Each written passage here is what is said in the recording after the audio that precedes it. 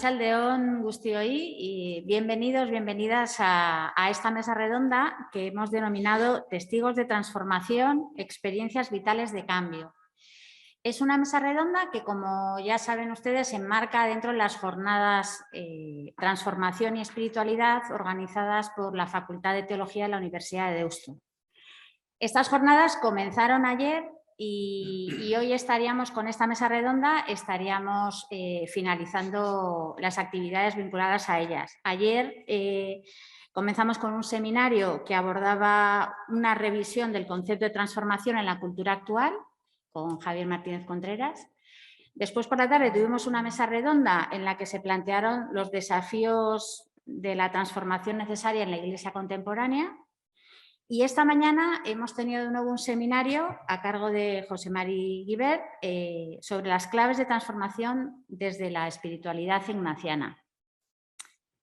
Esta mesa, por tanto, representa el broche final de las jornadas y, a mi juicio, creo que supone también la guinda del pastel, la guinda de la torta, que dirían también los compañeros y compañeras de América Latina. No digo esto de manera metafórica, sino que ciertamente creo que con esta mesa redonda aportamos un elemento más específico a la reflexión sobre transformación y espiritualidad.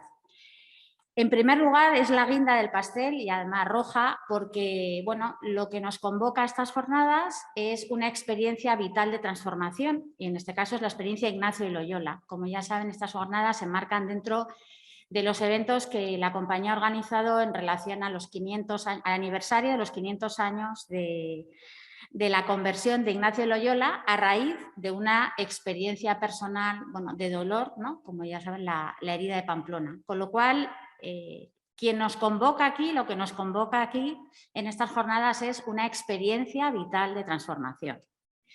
Y luego, en segundo lugar, porque creo que el concepto de transformación no es un concepto abstracto, es un concepto que se remite a una experiencia vital encarnada. Por lo tanto, es una experiencia que se enraiza en vidas concretas, de personas concretas, historias concretas y en unos contextos determinados. Es cierto, como nos han recordado los ponentes de los seminarios anteriores, que cuando hablamos de transformación no nos podemos limitar únicamente a las transformaciones personales, sino que los desafíos que tiene que afrontar nuestro mundo requieren de transformaciones organizacionales, transformaciones institucionales, globales, estructurales. Pero, sin embargo, creo que todas estas transformaciones, de alguna manera y en algún momento, tienen que impactar también en las vidas concretas de las personas, en las vidas de los seres humanos. Por lo tanto, nos remiten también a los espacios de transformación personal. Por lo tanto, ya les digo, creo que con este seminario estamos aportando un ingrediente más que es clave para la reflexión a la que les hemos estado invitando entre ayer y hoy, para reflexionar sobre esos procesos de transformación y qué aporta la espiritualidad a esos procesos. Para llevar adelante esta mesa, pues hemos pedido a tres personas que ahora presentaré que nos compartan su propia experiencia personal y vital de transformación. Nos recordaban en el primer seminario que hacer experiencia es recordar, volver a revivir las vivencias que hemos vivido, reflexionar sobre ellas y elaborarlas, ¿no? Y a partir de ahí hacer experiencia. Pues un poco eso es lo que vamos a escuchar hoy y eso es lo que les hemos pedido a estas personas que están conmigo en la mesa. Y bueno, se las voy a presentar y luego comentaremos cómo va a ser la dinámica de esta tarde. A mi izquierda, empiezo por Guiller Ayuso, él es laico, está casado con Bego, tiene 2 hijos, es trabajador social de formación y en estos momentos trabaja en Cáritas Vizcaya coordinando el trabajo de la Vicaría Sexta y además está implicado en algunos procesos de comunicación de Cáritas. Guiller está aquí porque en 2017 Bego, su mujer y él decidieron embarcarse en la aventura de ser familias acogedoras Y bueno, a partir de esa experiencia le hemos pedido que hoy nos comparta las transformaciones y los cambios que supuso para su vida familiar y para su proyecto familiar esta decisión. A mi derecha está Lidia Rodríguez. Ella es teóloga y es profesora de esta Universidad de Deusto. Lidia pertenece a las comunidades cristianas evangélicas de Bilbao y fue durante muchos años pastora de la comunidad de Santuche. Lidia también está casada y bueno, y nos conocemos desde hace mucho. Y es una mujer que, bueno, a mí me gusta decirle que habita en las fronteras. Bueno, creo que es una mujer que por ser teóloga, por estar involucrada en la Facultad de Deusto de Teología y luego, bueno, también por el puesto de liderazgo que ha asumido en su comunidad, creo que tiene una experiencia de la evolución personal que se tiene que ir realizando para estar habitando en esos espacios de frontera, en muchos casos frontera de diálogo interreligioso, pero no únicamente. Esa evolución personal que tienes que ir haciendo para seguir aportando desde tu propia especificidad en los lugares, ya digo, de encuentro entre diferentes. Gracias.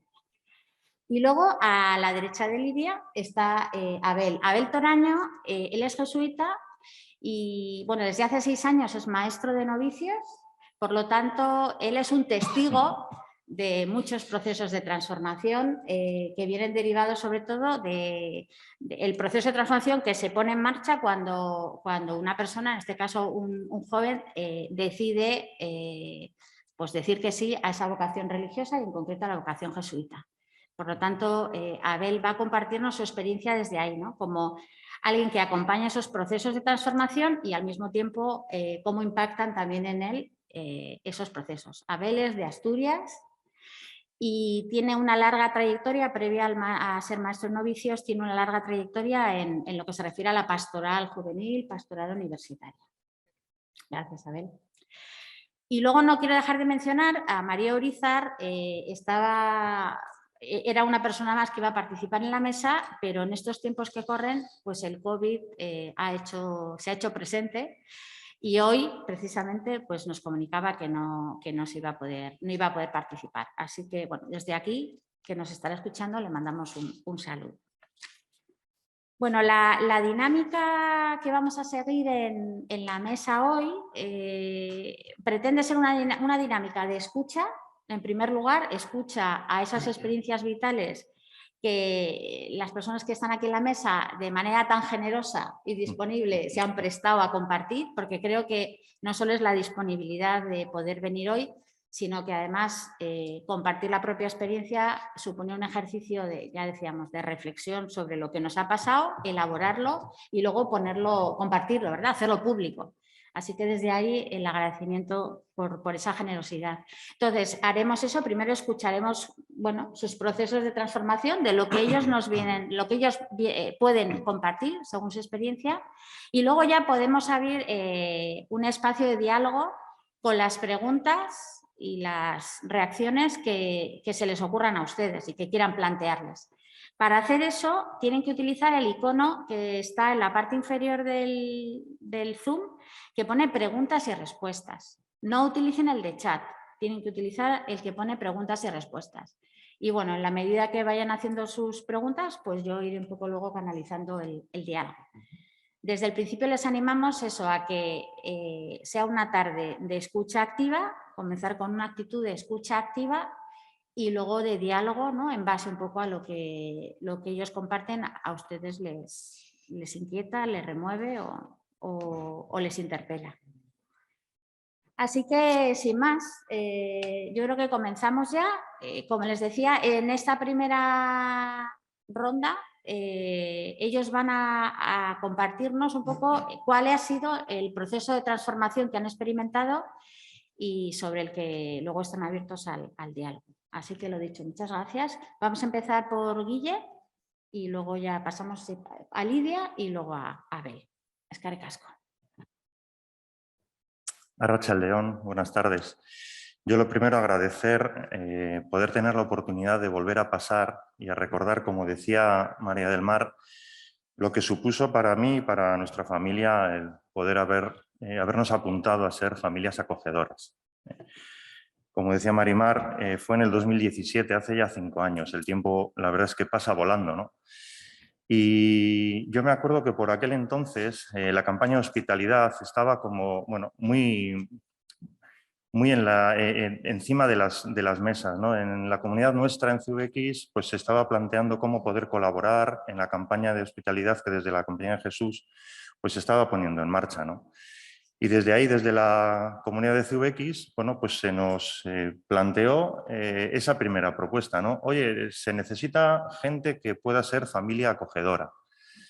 Entonces, eso al final siempre es el detonante, siempre es lo que detona lo que después va a ir pasando, ¿no?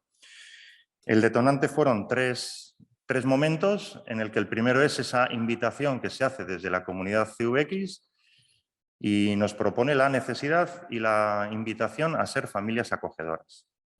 Entonces, bueno, pues desde ahí, bueno, Bego y yo, y bueno, Lucas y Enar, que por aquel entonces eran más pequeñitos, tenían 5 y 8 años, y desde sus 5 y 8 años, pues ellos dijeron, vale, yo me imagino que les parecía como una, bueno, pues una curiosidad, un juego, ¿no? Poder tener a alguien en casa que pudiese convivir con ellos, ¿no?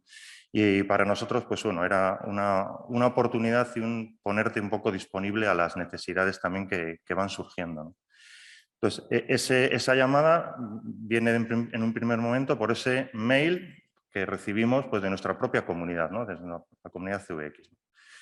Nos apuntamos, decimos que sí, adelante. Bueno, parece que más o menos pues, podíamos tener un espacio dentro de casa pues, para poder acoger a alguien. Y después, bueno, pues nos llama la Fundación Ellacuría y nos dice, oye, hay una persona que en ese momento, pues bueno, pues en su proceso de solicitud de asilo, pues bueno, está en la fase en la que ha decidido poder convivir con alguna familia, ¿no? Entonces, bueno, pues nos llaman desde Ellacuría, nos plantean quién puede ser, nos hablan de Madi, este chico de Gambia, que tenía 22 años, y bueno, y nada, pues nos presentan la realidad y decimos, oye, pues fenomenal, el día que queráis, pues lo vamos preparando un poco todo y adelante, ¿no? Y luego la llamada tiene un tercer paso, que es ya cuando se concrete, cuando realmente te llaman a la puerta, ¿no? Suena el timbre y aparece allí Madi con nuestro amigo Asier de la Fundación Ellacuría en ese momento. Y allí aparece, es decir, yo me acuerdo perfectamente el momento en el que abrimos la puerta y aparece Madi con sus maletas y nosotros allí pues esperando, ¿no? De alguna forma, ¿no? Madi estuvo en casa 4 meses, estuvo desde enero del 2017 hasta mayo. Entonces, bueno, pues fue ese momento pues bueno, especial, ¿no? Y realmente nos transformó como familia y nos transformó también nuestros espacios y nuestros foros y nuestra familia, digamos.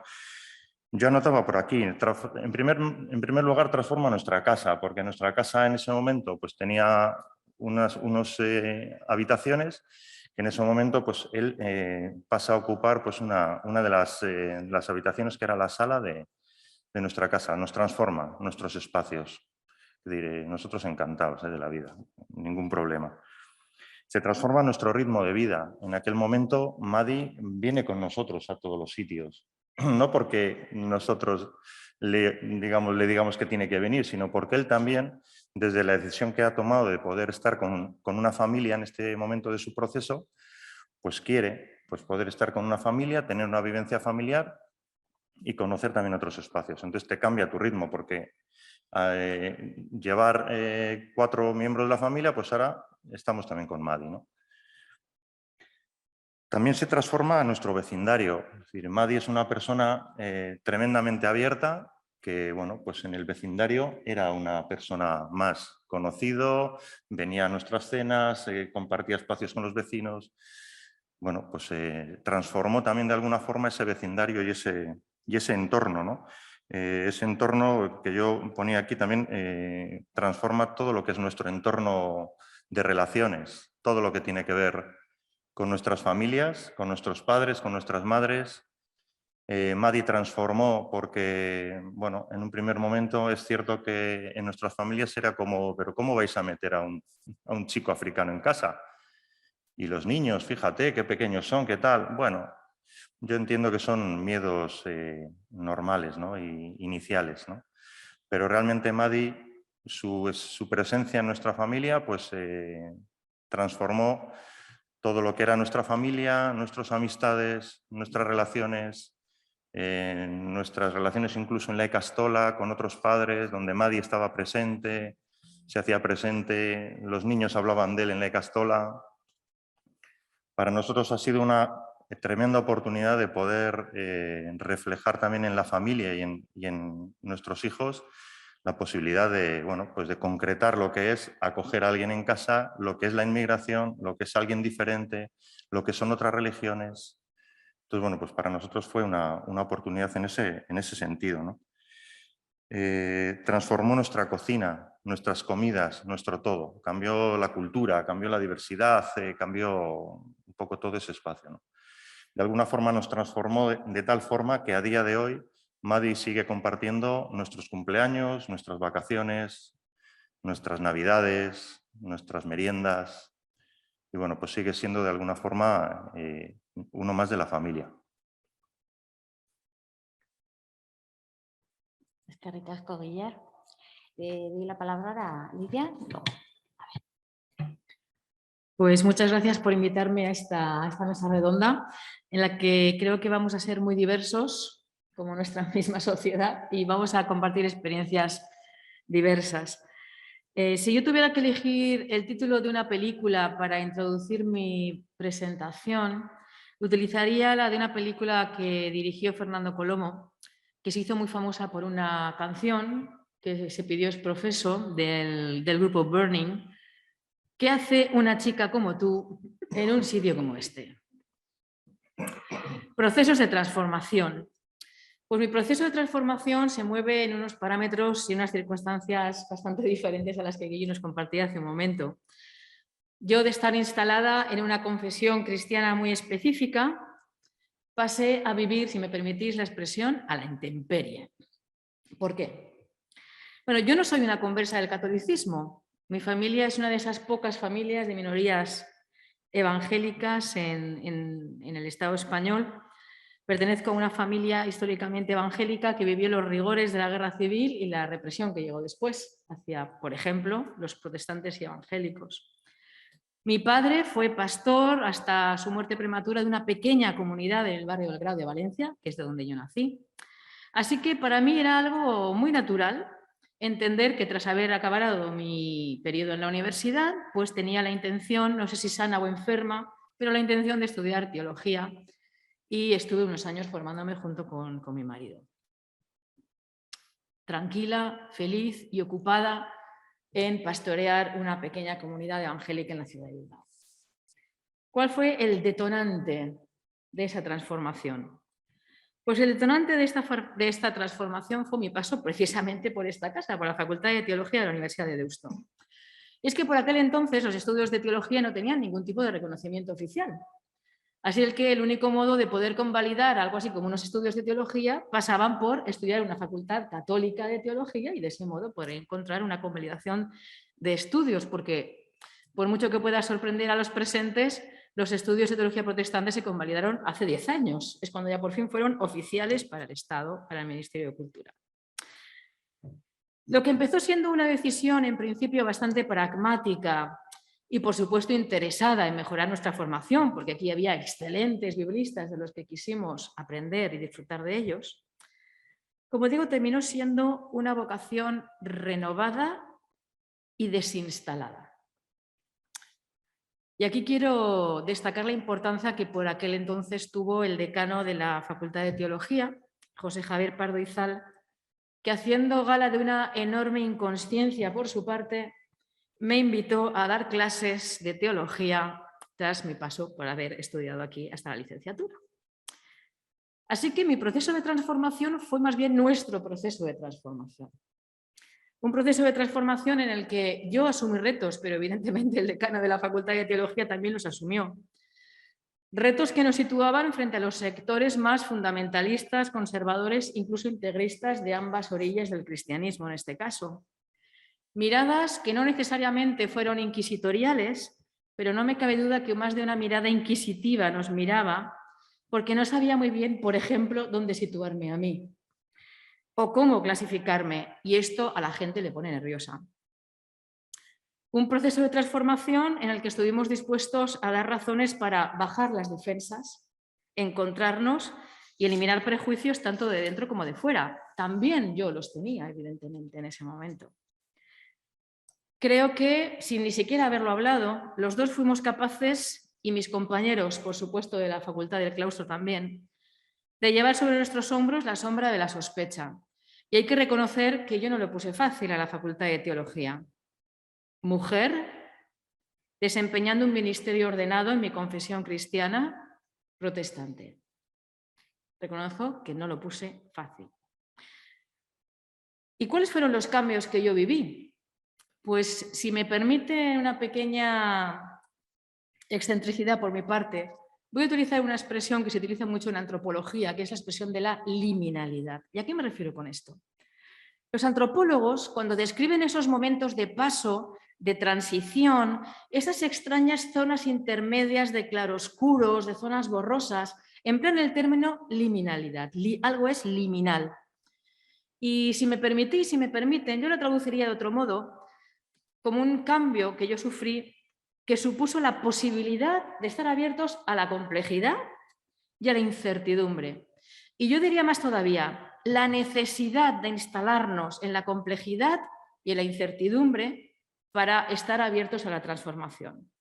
Y creo que eso sirve tanto para los individuos como para los colectivos o las instituciones. Hay un libro que se llama Liminal Thinking. No se preocupen, no le voy a soltar la chapa académica de profesora pesada, pero hay 3 verbos que me parecen especialmente importantes. La necesidad de evaluar nuestra experiencia, de validar aquello en lo que creemos y aquello que afirmamos, y también la necesidad de cambiar. Evidentemente, en mi caso, la transformación supuso cambios laborales. Dejé de estar dedicada única y exclusivamente a mi pequeña comunidad en el barrio bilbaíno de Santuchu y entré a formar parte de un proyecto amplio y generoso como es el de la comunidad universitaria de Deusto, que incluye a personas y a colectivos de muy diversa condición y con diversas sensibilidades. Una protestante dando clases de Biblia en la Universidad de los Jesuitas. A mi pobre abuela le habría estallado la cabeza, porque posiblemente no estaba preparada para esto. Pero por suerte, nuestras generaciones creo que sí que lo están. Y ya por último, creo que el mayor cambio no fue tanto el laboral, sino un cambio interior que yo experimenté. Alguien que se creía ya instalada, asentada, que debía aprender a saberme en un proceso de cambio constante, inacabado, más aún inacabable e incierto. Así que, si se me permite emplear un título de un libro de Anselm Grün, él habla de otras cosas diferentes, pero me gusta mucho este título. Atrévete a ser nuevo, no ser otro, ser tú mismo transformado. Puedo decir que yo sí que pasé por ahí. Eskerrik asko, Lidia. Abel. Bien, buenas tardes a todos y todas y gracias por esta ocasión que me brinda la Universidad de Deusto, de alguna manera de dar testimonio, no sé si de mí, no sé si de lo vivido estos años también acompañando personas jóvenes, vamos a pensar en gente joven, en el entorno de los 20 años, más o menos, y de pensar en esos procesos de transformación que llevan a un joven a escoger algo hoy culturalmente tan extraordinario o raro como una vocación religiosa con votos y en el mundo en el que estamos, ¿no? Iré mezclando ejemplos prácticos con un nivel quizá de reflexión en lo que veo, porque no puedo contar la vida de otros aquí sin más, ¿no? Entonces, obligatoriamente tiene que haber un nivel de reflexión, ¿no? Comenzaré hablando un poquito del detonante. ¿Por qué uno empieza a pensar en la posibilidad de una vida religiosa, vida como jesuita en concreto, cuando es joven? Incluso a veces uno diría cuando es tan joven, ¿no? Y lo primero que me venía a la cabeza, y quiero decirlo, es que el detonante generalmente no es la insatisfacción por la propia vida. Yo lo que me he encontrado generalmente, y me gusta encontrármelo, es que la gente joven que se pregunta por la vocación religiosa está contenta con su vida. O sea, de alguna manera molesta al principio un poquito el pensar que puedes estar llamado a la vida religiosa, ¿no? Y esto creo que hay que subrayarlo, porque a veces vendemos esto, bueno, se ve que no está contento, que eso... No, la gente normalmente que llama a la puerta y que se pregunta cosas está contenta con su vida, ¿eh? Está a gusto. ¿Qué tienen o qué me he encontrado yo y me encuentro en esta gente joven que llama a la puerta o que se pregunta por la vocación? Y os hablo también incluso de mí mismo, ¿no? Yo creo que lo primero es la admiración, el asombro, no sé qué palabra utilizar, ¿no? Ante una experiencia personal e inesperada que de alguna manera abarca todo tu ser, todo tu espacio interior y que te empieza a hacer que te entiendas a ti mismo de una manera nueva, como antes no te entendías, ¿no? Y como de una manera auténtica, descubres que esa novedad engancha con lo más auténtico de ti. Y es el asombro, estás asombrado y estás admirado, ¿no? Bajando más en concreto, esa experiencia que te asombra tiene un tú concreto, hay una relación concreta. Y es la relación, y yo creo que esto en el 100% de los casos, es la relación con Jesús. Entra alguien en tu vida que incluso no podías ni intuir que entrase así en tu vida, que es la relación con Jesús. Y al principio no sabes ni ponerle palabras a lo que está sucediendo, pero sabes que tiene un tú y que el rostro que tienes delante es el de Jesús, ¿no? Mirad, el modo de esa irrupción de Jesús en la vida puede ser muy diverso, el detonante, ¿no? Para mí empezó siendo muy joven, yo creo que tenía 16 años, cuando una experiencia de lo que llamamos Pascuas juveniles, Semana Santa, tal, a mí me subyugó, o sea, hubo algo que me tocó muy por dentro y que empecé a pensar en esta posibilidad y no se lo dije a nadie, que es otra de las características normales, ¿no? Que te lo callas y te estuvo, bueno, a ver si esto se va enfriando, ¿eh? No voy a ir yo de raro por la vida y que esto se enfríe, ¿no?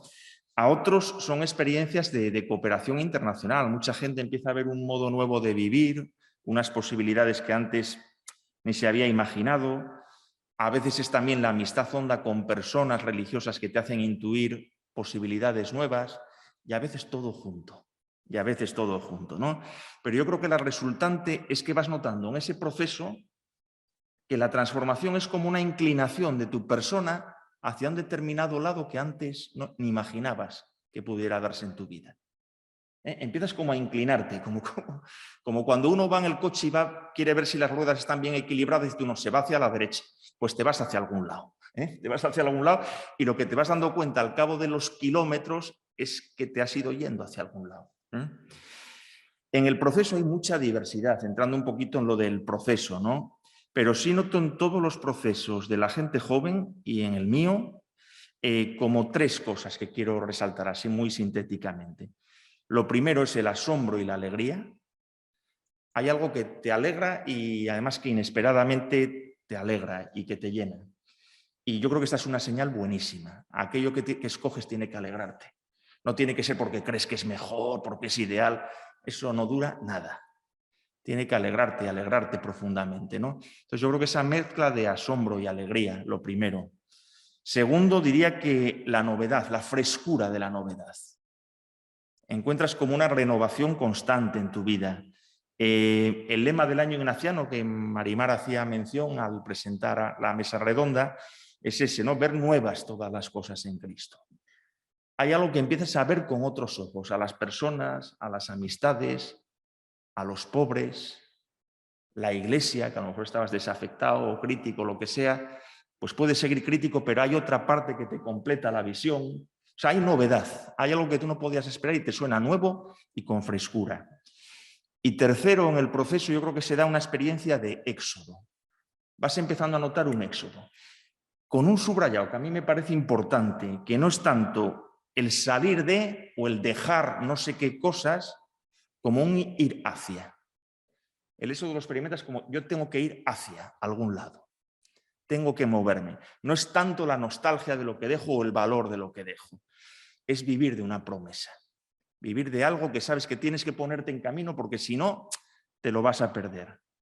Y ahí ves que se juega como tu verdad, tu esencia, tu vida, tu todo, ¿no?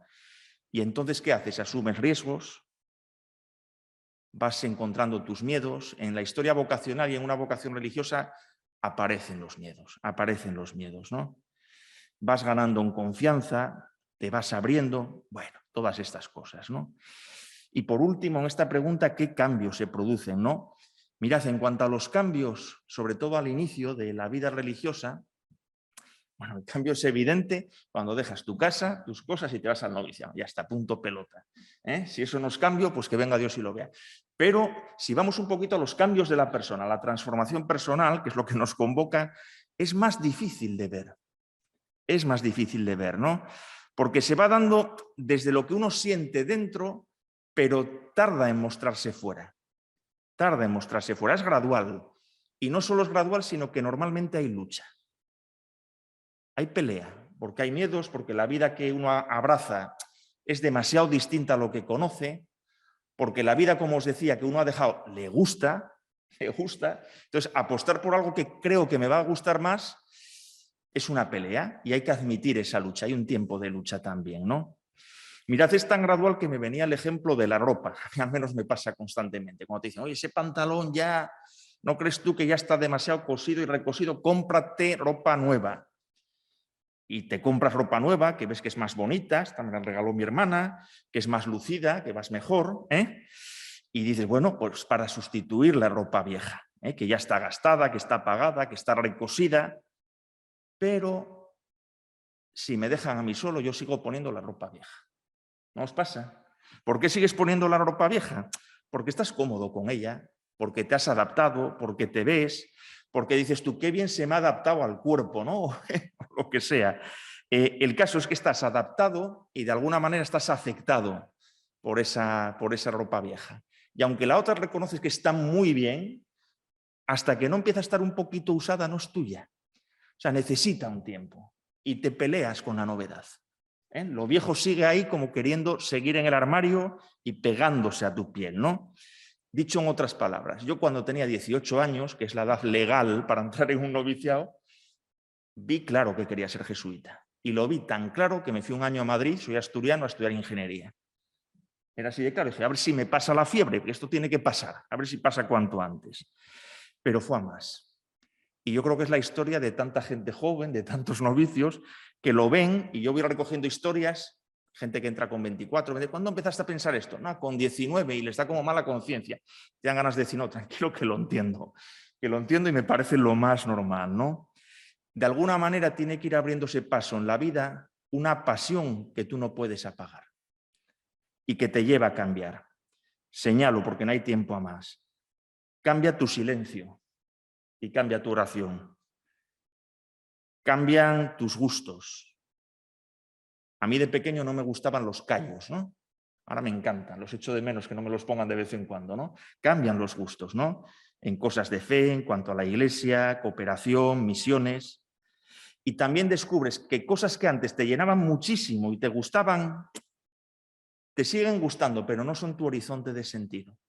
Incluyo ahí incluso la profesión, que a veces decimos la vocación, profesión, y que están muy unidas sin duda. Pero ves que el vivir tu vocación solo desde la profesión, al menos no es para ti. Y lo dejas ahí, tiene sentido, pero ya no es lo que más te llena. Bueno, hasta ahí diría esta pregunta.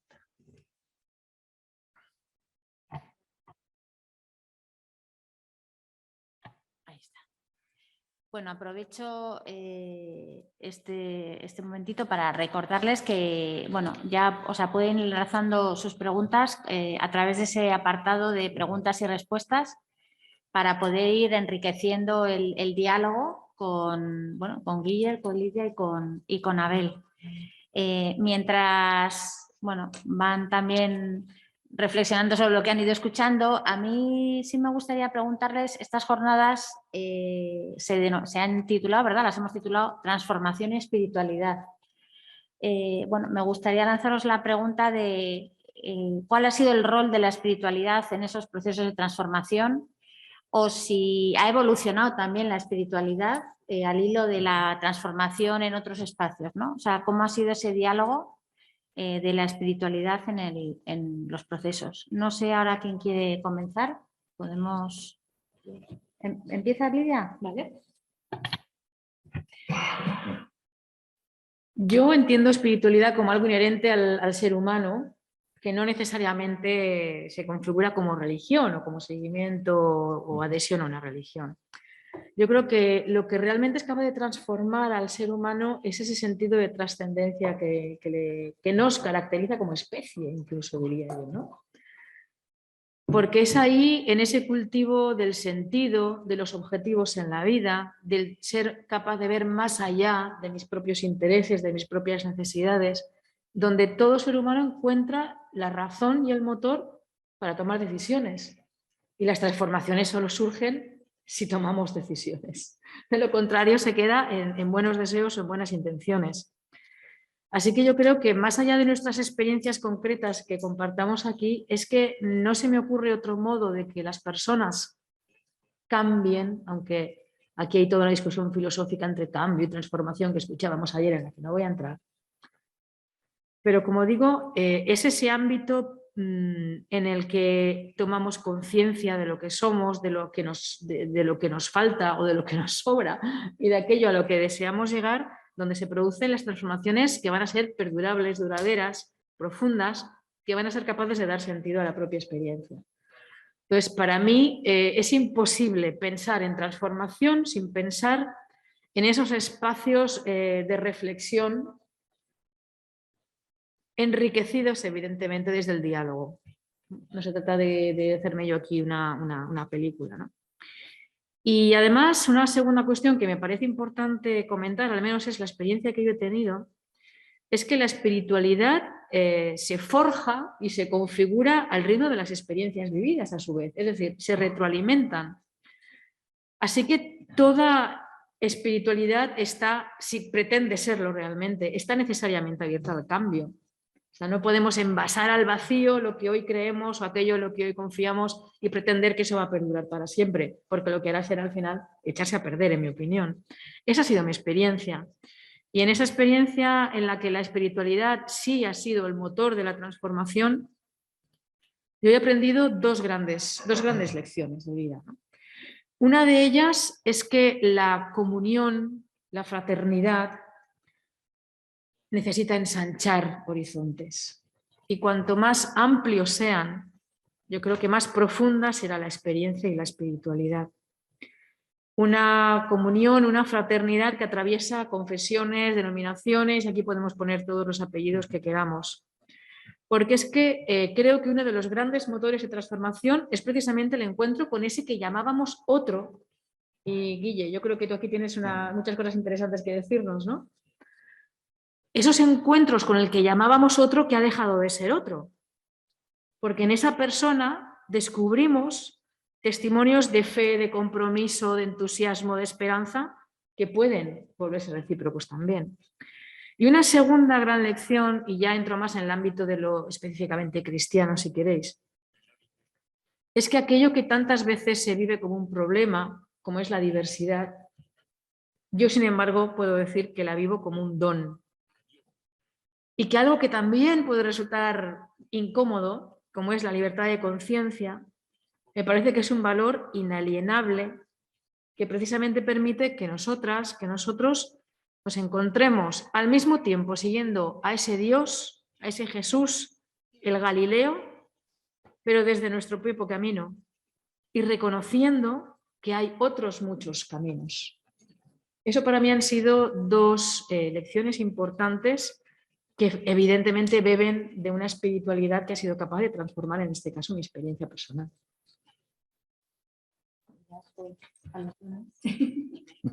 Por alusiones, dicen por aquí. Bueno, el rol que la espiritualidad juega en este proceso, yo apuntaba tres cositas. Una es la que ha dicho Lidia. Evidentemente, la espiritualidad se transforma, cambia, siempre que se dan encuentros de vida, vivencias, experiencias y contactos con otras personas, ¿no? Mi vivencia de espiritualidad se ha transformado con cada encuentro, con cada vivencia, con cada experiencia viviendo junto a otras personas, ¿no? Y qué duda cabe que viviendo con Madi 4 meses en casa, pues nuestra espiritualidad se hace una espiritualidad, como decía también San Ignacio, ¿no? Arraigada, cercana, con los pies en la tierra. Esa es la espiritualidad que yo vivo y que para mí, bueno, pues ha dado sentido a mucha de mi historia, ¿no? Un segundo punto es, bueno, yo vivo una espiritualidad que está vuelta hacia el mundo, una espiritualidad donde da respuesta a las necesidades de las personas, a las necesidades del mundo. Es una realidad a la que no podemos volver la cara y que nos pide una respuesta, que tenemos que dar esa respuesta, ¿no? Una espiritualidad que tiene mucho que ver con el primer punto, que está vuelta hacia el mundo, ¿no? Y luego también yo aquí sacaba el tema de... a mí me gusta mucho y yo me fío mucho de la intuición, del olfato, cuando algo, como decía Abel, te transforma, te llena de alegría, te trae frescura nueva, ¿no? Yo creo que en todo esto yo sí voy descubriendo pues cómo el espíritu y Dios se nos va apareciendo en diversas experiencias. Y yo, cuando nos estábamos pensando si ser o no familia acogedora, eso que dices, de alguna forma nos piden una respuesta y el olfato te dice que por aquí está Dios, ¿no? Y ya está, es que no hay mucho más que decir, te pones un poco en esa confianza y te fías de que el espíritu te va diciendo que por aquí, ¿no? Pues con sus inadaptaciones, con sus ajustes, con sus miedos, con sus tiempos, lógicamente, pero todo eso es una gran alegría, yo creo que sí. Bueno, ¿qué rol ha jugado la espiritualidad, ¿no? Y si se ha visto transformada. Yo tengo que confesar que cuando entré en el noviciado entré en estado salvaje, por decirlo así, con una sola palabra, con muchísima ilusión, con una ignorancia casi tan grande como esa ilusión. Y yo ahora que soy de maestro de novicios digo yo, tal y como ahora se filtra y se piensa si uno debe entrar en el noviciado, a mí hoy no me hubiesen admitido seguro. Yo digo, suerte que soy de otro tiempo y no me hubiesen admitido.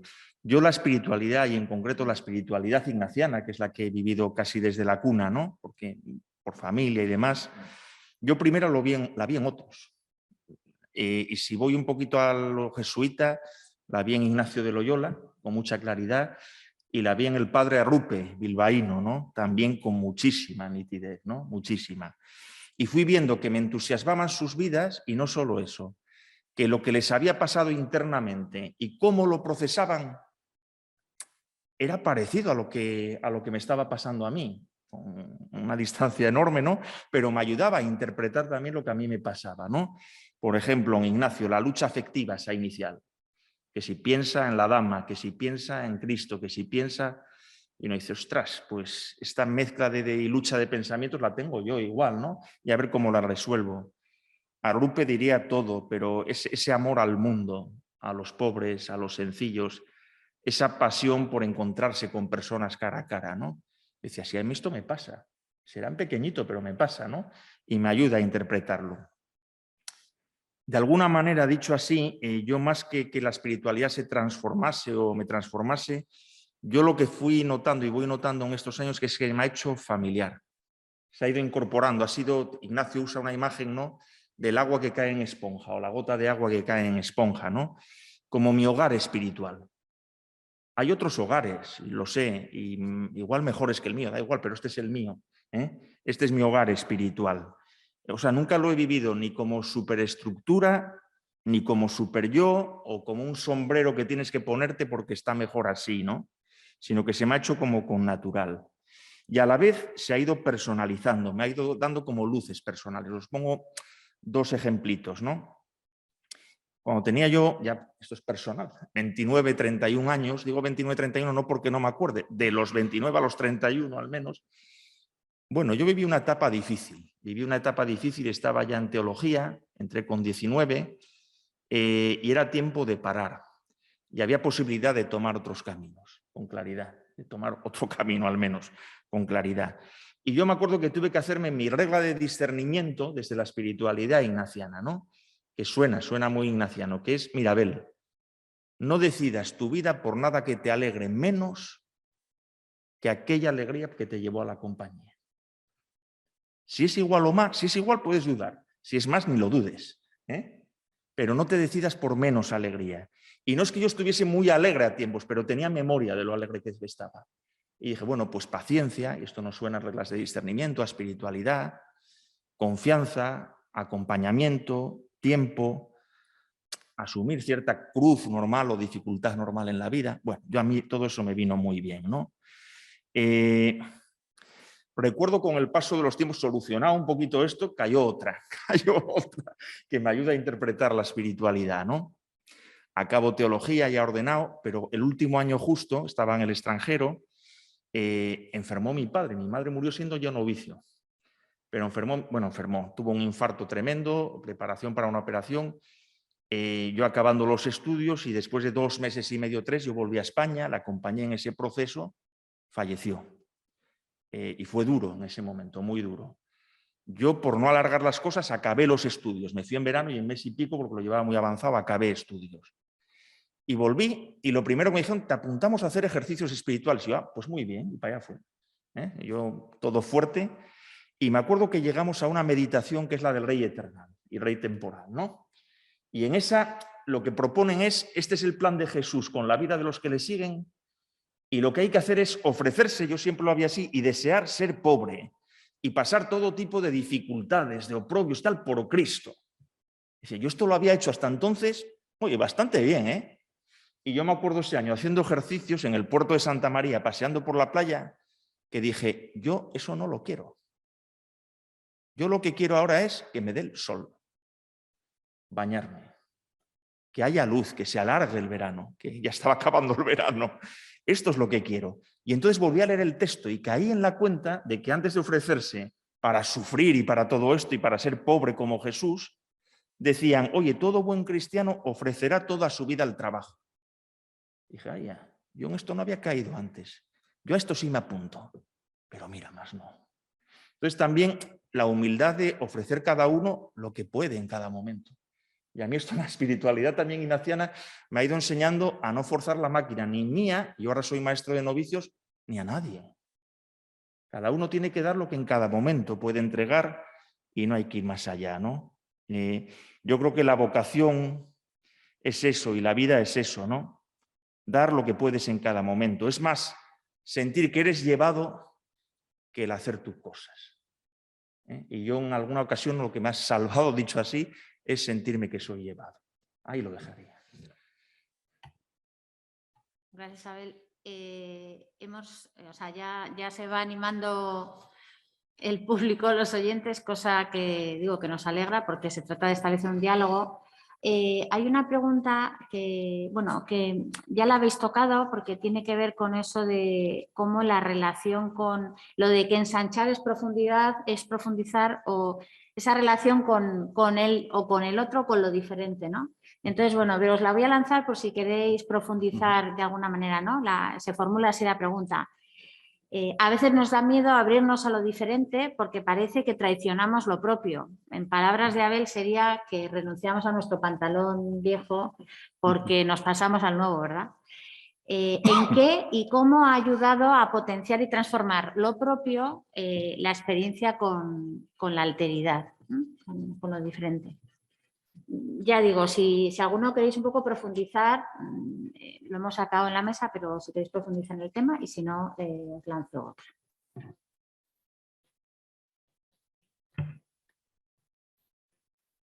Creo que inevitablemente acabamos, sin caer en la cuenta, acabamos teniendo imágenes muy homogéneas. Claro, es lo cómodo. Es muy fácil situarnos con gente que tiene mis mismos gustos, mis mismas creencias, mi misma edad, mi mismo contexto familiar. Y eso genera zonas de confort fáciles de manejar. Y esa sospecha yo la he recibido directamente. Claro, oye, pero tú con los jesuitas, ¿tú sigues siendo protestante o te estás ahí haciendo criptocatólica? Que es un término que es como pegarte una bofetada de lado a lado, ¿no? Esos temores al mestizaje, a la hibridación, muchas veces tienen que ver en el fondo con inseguridades de esos colectivos o de esas personas. Por eso es tan frecuente que desde los sectores más conservadores pues se lancen estas acusaciones. Preocupaciones son legítimas, acusaciones nos movemos ahora ya en otro marco, ¿no? Acercarnos, comprender al otro supone renunciar a la propia identidad. De hecho, yo creo que el mejor modo de encuentro y de diálogo es asentándonos en nuestras propias identidades y percibir que es desde la diversidad donde realmente nos enriquecemos. Anécdota personal muy pequeña. Estuve en una conferencia de Biblia hebrea, de Antiguo Testamento, que es mi especialidad, y al acabar alguien me preguntó, ¿te ha gustado? Y dije, en absoluto. No estoy de acuerdo con nada, pero precisamente por eso estoy contenta de haber venido. Porque yo no estoy aquí para que me cuenten lo que ya sé o aquello con lo que yo estoy de acuerdo. Y yo creo que lo que nos falta muchas veces es esa cultura de no nos vamos a hacer, esto no es una simbiosis, no, que va para nada. Es el reconocimiento en el otro de nuestra propia dignidad. Y la apertura a decir, qué maravilloso que somos tan diferentes y tan diversos. Y, como digo, nada de renunciar a lo propio, más bien convertir lo propio en algo que compartimos y algo que ofrecemos. Y del mismo modo recibimos aquello que no es lo propio en nuestro caso. Absolutamente de acuerdo, ¿eh? No, o sea, yo la experiencia que voy teniendo es, y esto sí que ha ido creciendo desde hace años, ¿no? De estos años que llevo de jesuita, más de 30, ¿no? No hay que tener miedo a tener mucha identidad, como quien dice, porque la identidad bien vivida desde el espíritu abre a la relación. Yo esto es lo que me he encontrado siempre. Es el miedo lo que nos cierra las falsas identidades, las idealizaciones, los encastillamientos, pero normalmente cuanto uno más asentado y gozoso está en su identidad, más ganas tiene de encontrarse con otros, con respeto, sin proselitismos y sin historias de ese tipo, ¿no? Yo recuerdo mucho, y a los novicios les digo mucho, que cuanta más identidad tienes que sentir a la vez eso bíblico de tanto amó Dios al mundo. Y les digo mucho, y al mundo que te toca vivir, no un mundo ideal, a esta gente de la calle, a estos chicos del colegio que andan con una empanada mental y que no creen y que no saben rezar, ¿qué decís? ¿No? Es que a estos amas. Y la identidad es lo que te capacita, en el fondo, para amar y para entregar la vida. Entonces, esto es lo más relacional que hay, ¿no?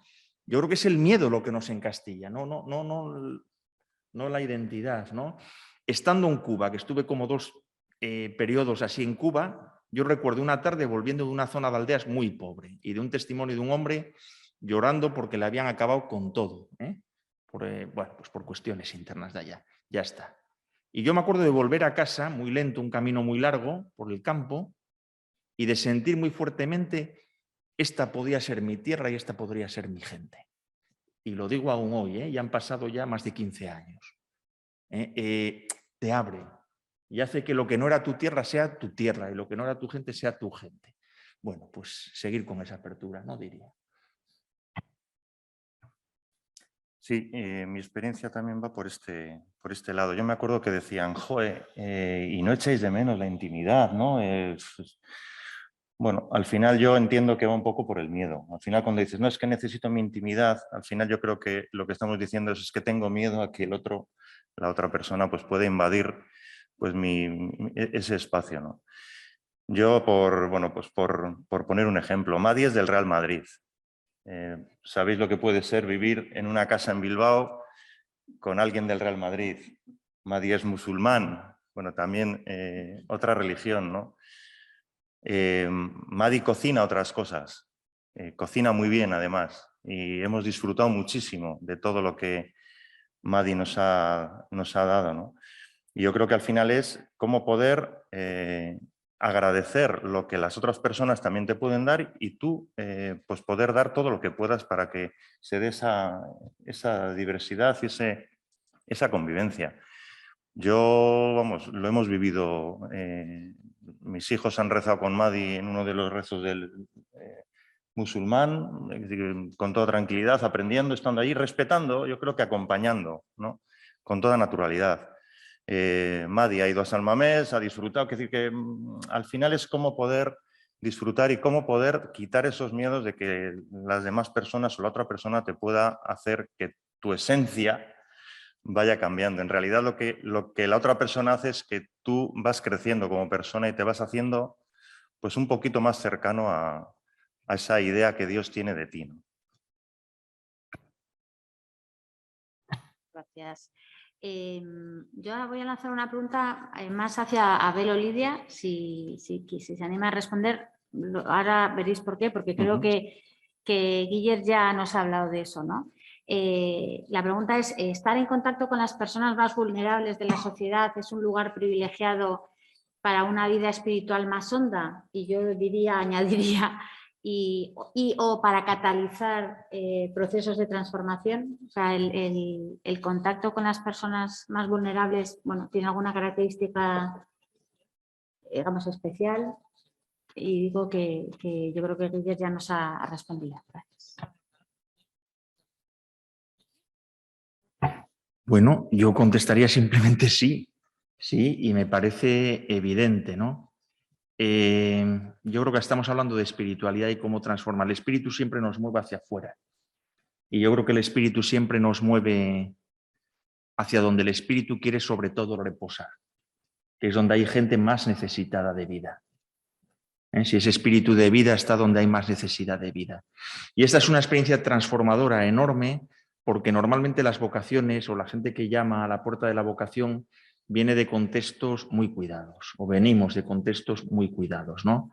Entonces, cuando la persona a la que en la calle a veces sientes miedo o precaución, al menos, vamos a ser respetuosos, precaución y tal, empieza a tener un nombre, una historia, un rostro que incluso te emociona, dices tú, aquí hay algo distinto, esto no soy yo, que irrumpe una novedad enorme y donde ves que son de alguna manera también cuidados y preferidos de Dios, ¿eh?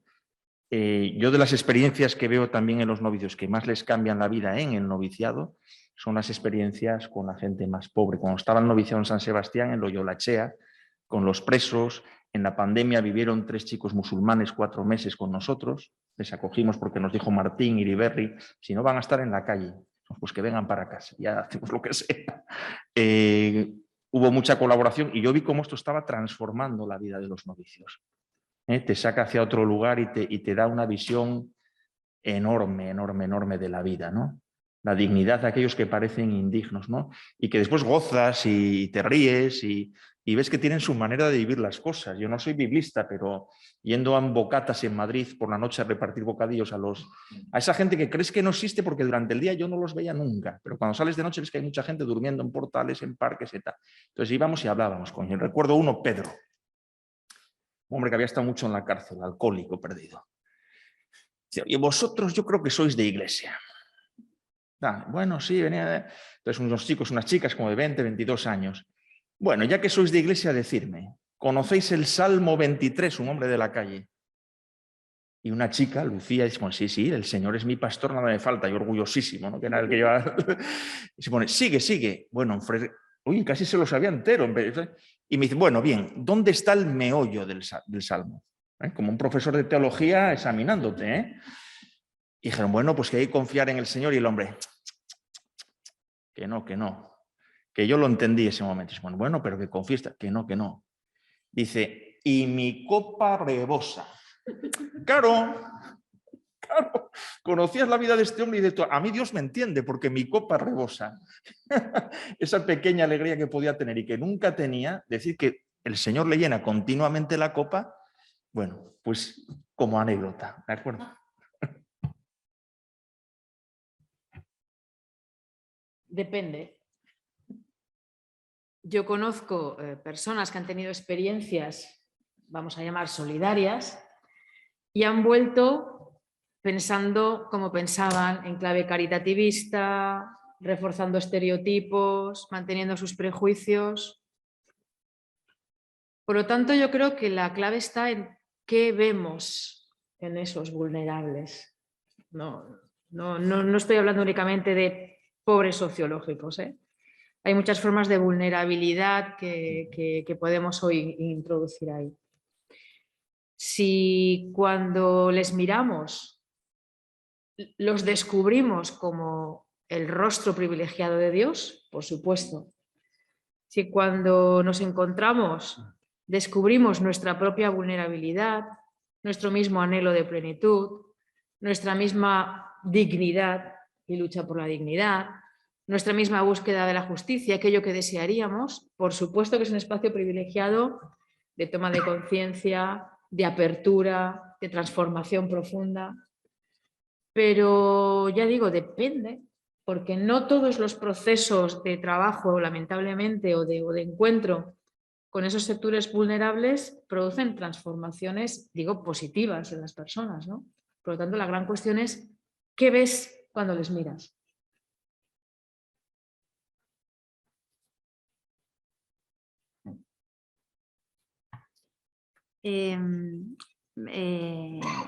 Yo no me resisto a lanzaros una pregunta porque es un elemento que habéis mencionado de distintas maneras y me gustaría un poco que profundizarais sobre él. Es el tema de la gestión del miedo, la incertidumbre, la duda.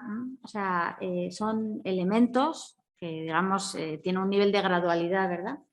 Pero están presentes en los procesos de transformación, ¿no? El miedo a dejar lo conocido, el miedo a lo que va a venir, la duda de esto será o no será, la incertidumbre de qué va a pasar, ¿no? Creo que hay... Entonces, bueno, me gustaría un poco escuchar vuestras... ¿Cómo habéis manejado esos elementos en vuestras propias experiencias?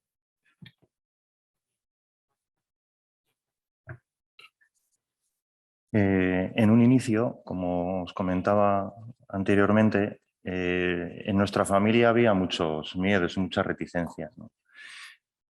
Bueno, pues por alguien desconocido, alguien extranjero, de otras culturas, religiones. Pues yo me imagino que al final todo lo que vas oyendo también por la calle, por los medios de comunicación, pues eso te hace saltar las alarmas, ¿no? Y nuestros padres nos lo decían todos los días, ¿no? Pero ¿cómo vas a...?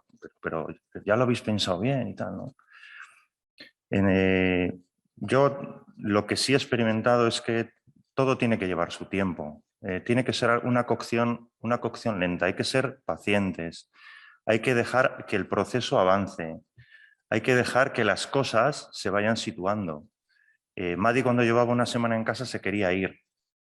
Se quería ir pues porque me imagino que, bueno, pues decía, jo, igual, bueno, 2 meses después estaba encantado de la vida.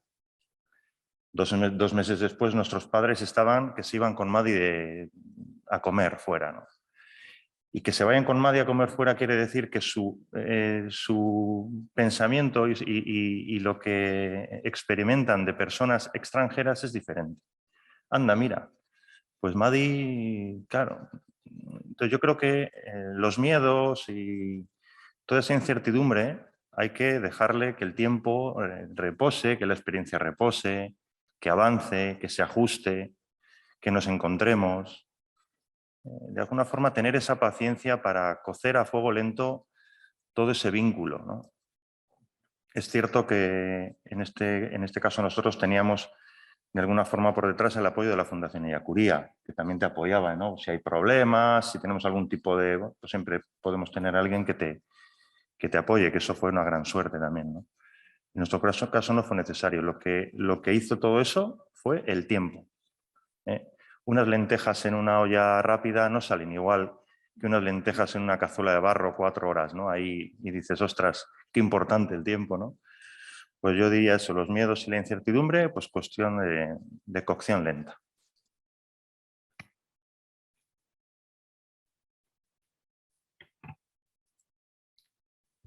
Pues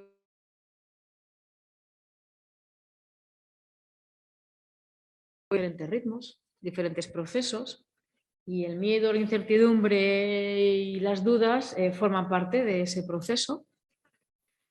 Pero yo creo que un elemento muy importante es que nada de llaneros solitarios. Es decir, todo esto se debe gestionar en comunidad. Hay muchas formas de comunidad de apoyo, ¿no? Y yo creo que lo importante es que cuando llegan esas incertidumbres o las preocupaciones, si no seríamos unos irresponsables asumiendo estos cambios, ¿no? Bueno, pues es importante rodearse de personas de confianza que te ayudan en el camino, con quienes un buen día vas a reír, con quienes otros vas a estar realmente muy preocupado y compartir todo ello, ¿no? Yo creo que eso es un gran elemento sustancial para poder abordar las incertidumbres que son propias de un camino y luego, pues, apelando a que como cristianos y como cristianas, si me permitís la broma, creemos que al final ganan los buenos, ¿no? Ese es el final de la historia, que al final ganan los buenos, ¿no? Entonces, aunque a veces ahora no tengamos esa impresión, bueno, tranquilidad, llegará. Sí, absolutamente de acuerdo con lo que los dos habéis compartido. Simplemente lo que voy notando es, bueno, una brevísima reflexión, ¿no? Que los miedos te ponen siempre en el límite de lo que no entiendes, de lo que te cuesta aceptar, del reto que se te hace como una carga excesiva, de lo desconocido, yo qué sé, ¿no? Y esto forma parte de la vida, es que esto forma parte de la vida, ¿no? Y por otra parte, yo creo que el miedo lo que nos reta es dónde está nuestra última seguridad, ¿no? Porque todos necesitamos tener seguridad en la vida, ante las cosas que nos retan, ¿no? Sí, una seguridad suficiente como para arrostrar las dificultades y decir, venga, hay que tirar para adelante, ¿no? No quiero una vida que sea fácil, pero sí que pueda con ella, ¿eh? Que no viva enclaustrado en mi miedo, ¿no?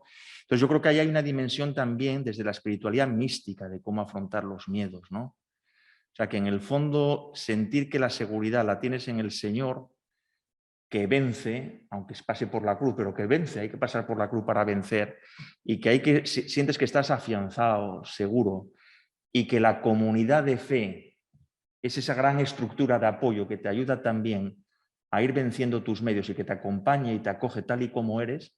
Yo creo que esto es fundamental. Yo creo que hay una mística también de cómo afrontar, una mística, digo, de andar por calle, sencilla, de cómo ir afrontando también estos miedos, ¿no?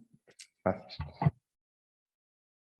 Sí, yo dos cositas que también han ido saliendo. Yo me acuerdo que cuando preguntaban, pues no tenéis miedo, no tenéis tal, igual, yo me preguntaba, ¿y Madi? Que se viene aquí a vivir con 4 desconocidos, a una casa que no conoce, a un barrio que no tiene ni idea, con gente que no habla su idioma y con gente tal. Y bueno, pues mis miedos son, claro, pero y los miedos de los demás, al final yo creo que eso es, o sea, también hay que ponerlo en su dimensión, ¿no? Y otra cosa que ha comentado Lidia y es el tema del acompañamiento, ¿no? Toda experiencia con los pobres te remueve, sin duda, te remueve, te hace ver cosas pues, que en tu vida muchas veces ni te has planteado. Ahora, lo importante es acompañarlo. ¿Cómo acompañas para que esa experiencia pues, sea algo o que puedas tener de alguna forma una experiencia positiva de todo eso? O que no te dañe tanto, ¿no? Yo creo que el acompañamiento tan ignaciano, tan nuestro, ¿no? tan de nuestro día a día, pues el acompañamiento es muy importante para todas estas experiencias, ¿no? Ricasco. Hay dos preguntas que creo que, bueno, tienen un poquito la misma, abordan un poquito la misma cuestión. Una explícitamente habla del discernimiento ignaciano, ¿no? Y pregunta, bueno, esto, el discernimiento ignaciano en la vida corriente todos los días, con sus alegrías y dificultades, bueno, pues una pregunta ahí lanzada, ¿no? Entiendo que la pregunta es cómo lo manejáis. Pero luego hay otra que podríamos unir que habla de cómo identificar la acción de Dios, las emociones, lo que viene de Dios, ¿no? Dentro de nosotros y poder diferenciarlo pues, de otras cosas, ¿no? Abel, yo creo que ha mencionado un poco ese tema, pero bueno, podríamos, os preguntaría, para algunos es el discernimiento ignaciano, para otros es cómo distinguir, pues eso, lo que viene de Dios, nos has dado las pistas, ¿verdad? De la alegría, o sea, hay algunos síntomas, ¿no? Algunas pistas, pero bueno, sí que en vuestros procesos, ¿cuál ha sido la brújula que os ha orientado un poco para decir, no lo veo claro, pero creo que es por aquí? ¿Quién se anima? Como yo paso palabra.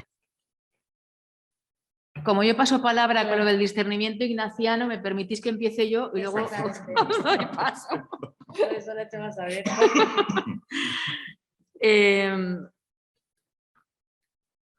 Yo creo que, al menos es mi experiencia como creyente, como seguidora de Jesús, Hay dos textos que creo que nos pueden dar la herramienta, la clave del discernimiento. Repito, estoy hablando como mujer, protestante, biblista, que son las bienaventuranzas y 1 Corintios 13. Cuando nos planteamos qué es correcto, qué es lo bueno, qué es lo bello, que son las grandes cuestiones de la humanidad a lo largo y ancho de la historia, yo creo que el contraste con las bienaventuranzas de Jesús siempre nos van a dar la clave. ¿Hacia dónde te guía esa decisión que deberás tomar? ¿Hacia dónde te inclina? ¿Es hacia los bienaventurados, toda esa lista que aparece en Mateo 5? Y complementariamente, las decisiones que tomas, ¿las tomas en esa clave de 1 Corintios 13 o no? Ya sé que esto parece soluciones fáciles y baratas, pero os aseguro que si nos tomamos en serio estos dos textos del Nuevo Testamento, no va a resultar en ocasiones fácil tomar decisiones que sabemos que son correctas. Porque yo honestamente transformaría la pregunta, ¿por qué no creo que el problema esté tanto en si esto es de Dios o no es de Dios? Sino si estoy dispuesta a correr el riesgo de hacer lo que sé que es de Dios. Creo que ahí es donde suele estar más bien el problema.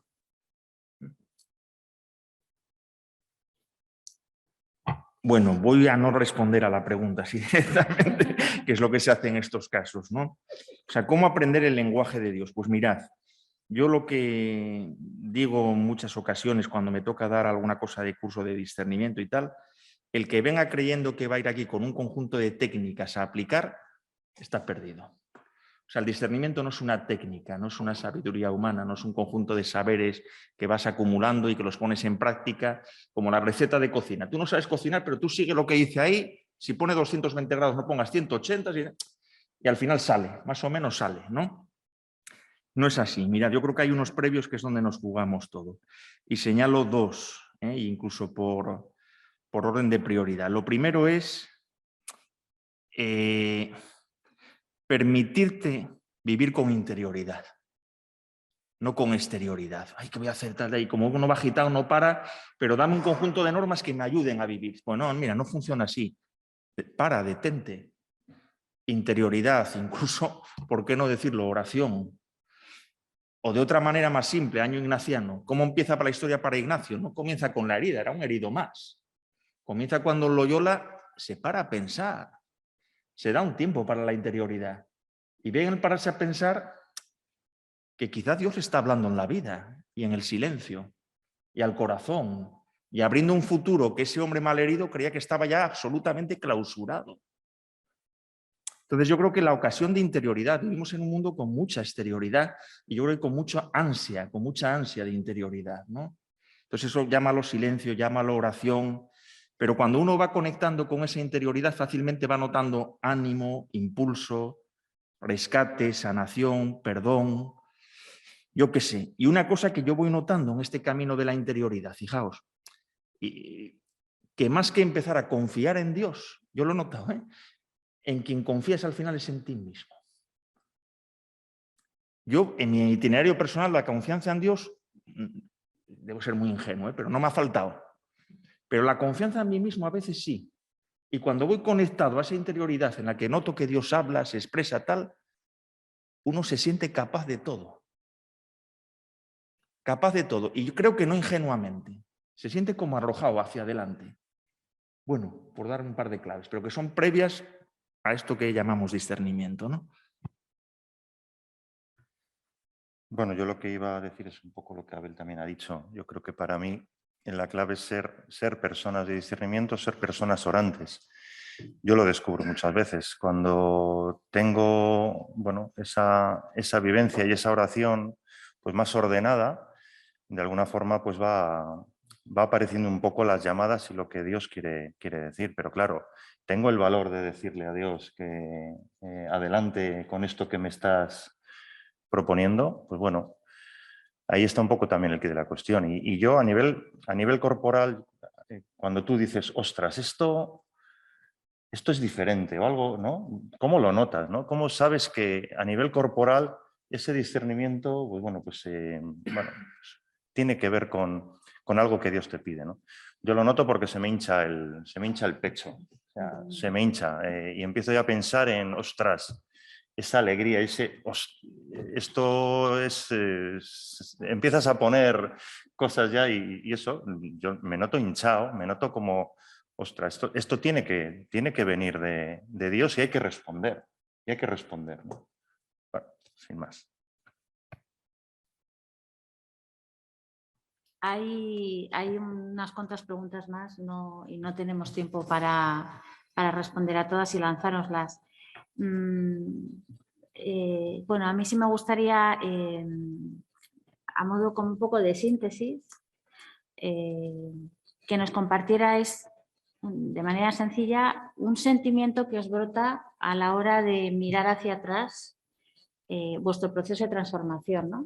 Como decía Guiller, esta invitación para vosotros ha sido una oportunidad para conectar, ¿no?, con esas vivencias pasadas y elaborar un poco esa experiencia, un sentimiento que os brota cuando os veis ahora, ¿no?, después, digamos, de atravesar bueno, ese camino y con lo que queda por delante, ¿verdad? Pero...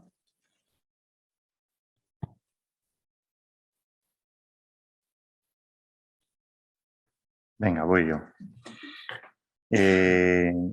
Nosotros cuando nos lanzamos a apuntarnos a lo de ser familia acogedora, la idea no era tanto el hacer, es decir, ofrecer un espacio a una persona que lo necesita. Nuestro gran reto era hacerlo de una forma diferente, ¿no? Crear un espacio familiar, crear un entorno amable, crear un entorno positivo, que pueda ayudar a las personas pues, a evolucionar, a crecer y que nos pueda servir también a nosotros, ¿no? Entonces yo creo que ese sentimiento de crear familia, de crear hogar, de poder posibilitar a la otra persona ese hogar y que todos seamos un mismo hogar, esa era una de las claves que para nosotros era importante, ¿no? Sentimiento, yo ponía dos. Agradecimiento, porque seguro que a Madi le ha ayudado mucho estar con nosotros, seguro, no tengo duda, y nos lo dice mogollón de veces. Pero para nosotros realmente ha sido una experiencia para dar gracias. Madi entró en nuestra vida y agradecemos que eso se haya dado así. Y creemos, y así lo vivimos, que Madi para nosotros, para nuestra familia, ha sido una bendición.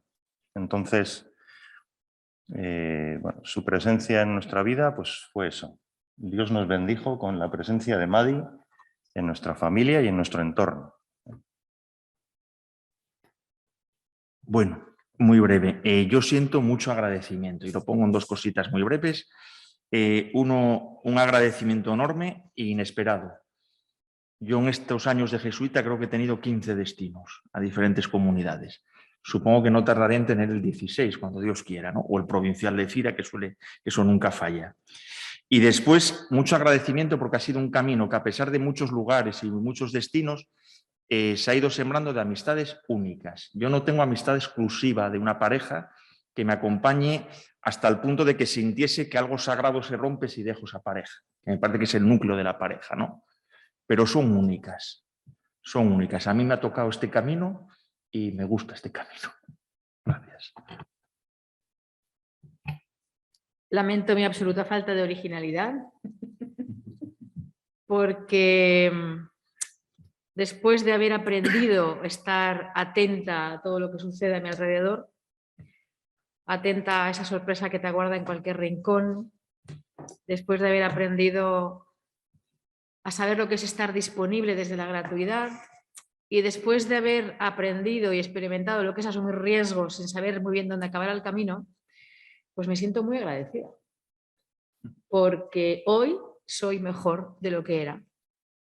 Y creo que eso es lo mejor que se puede decir de un proceso de transformación. Y espero haber generado un espacio mejor también a mi alrededor.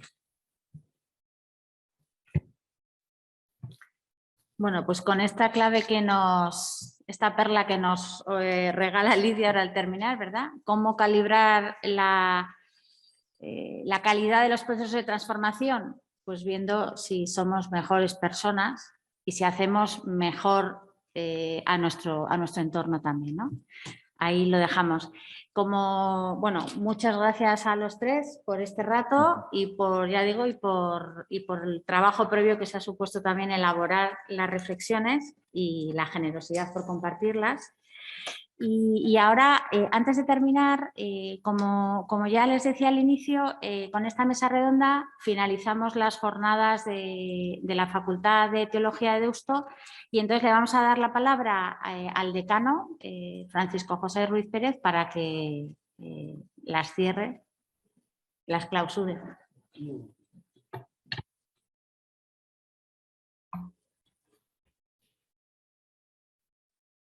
Espiritualidad y transformación, ¿están realmente conectadas?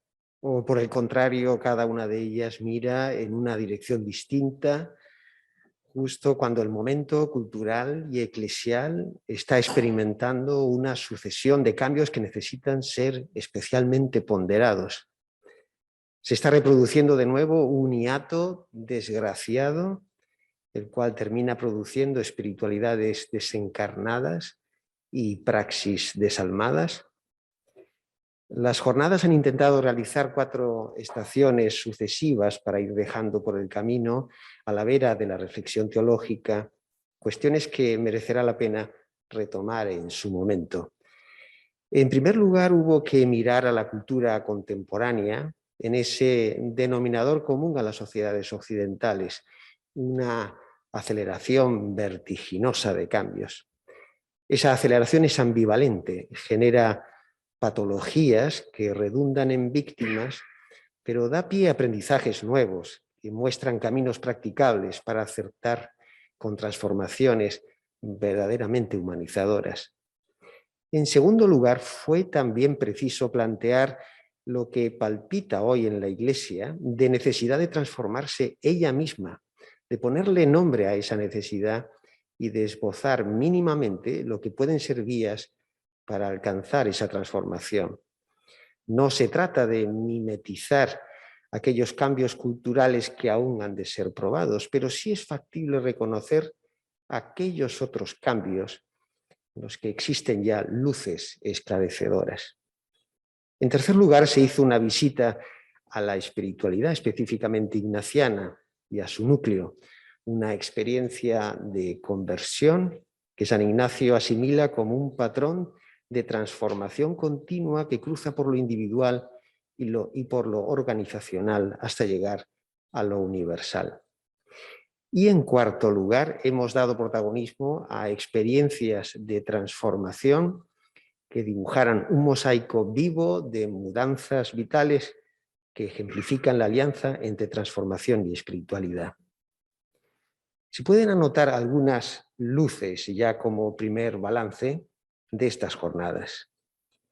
El punto de partida no discutido en estas jornadas es que la espiritualidad, en su sentido fuerte de encarnación del espíritu, sí se las tiene que ver con la transformación.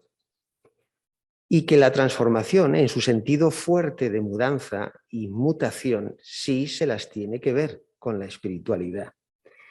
No es posible imaginar la ausencia de una a la otra, so pena de malversar el cristianismo y entenderlo como lo que no es. Lo anterior tiene 2 consecuencias. La espiritualidad es transformadora. Las jornadas han ayudado a recordar lo más genuino del Evangelio, que impulsa la realidad con una dinámica transformadora. Eso hace que rechinen todos aquellos cambios que sean superficiales o parciales o diferidos gratuitamente. Y la transformación ha de ser, en cierto modo, también espiritual.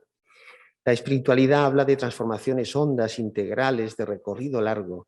Como indicaría el Papa Francisco, para la dinámica transformadora del Evangelio, el tiempo es siempre mayor que el espacio.